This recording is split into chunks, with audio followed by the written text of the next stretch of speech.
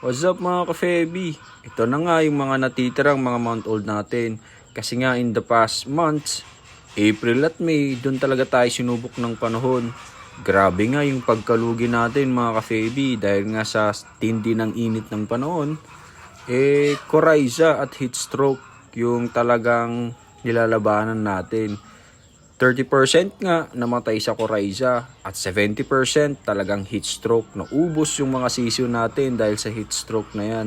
At thankful pa din tayo kay God na mga male yung ibang natitira. So mga 10 pieces na nga lang yung natitirang buhay na napabandingan natin.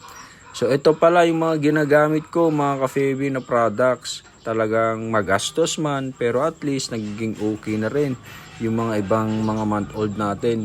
Itong molasses na to, nilalahok ko yan sa pagkainan nila, Vitamin Pro, tapos yung sa dextrose powder para sa vitamins nila at para naman sa kanila mga ka-Feby, no, mga antibacterial nila, dextrose at hinahaluan ko yan ng ambroxetil at premoxil. Yun nga mga ka-Feby yung pinaghalo-halo ko para sa antibacterial nila. At available lahat to sa yellow basket natin. Ganun niya talaga sa breeding mga ka-Feby, kaya tanggapin na lang natin. Sobrang magastos pero as long as ngayon naging healthy na yung mga ibang manok natin, thank God pa rin always. So ayun mga ka-Feby, yun lang yung may share ko sa inyo.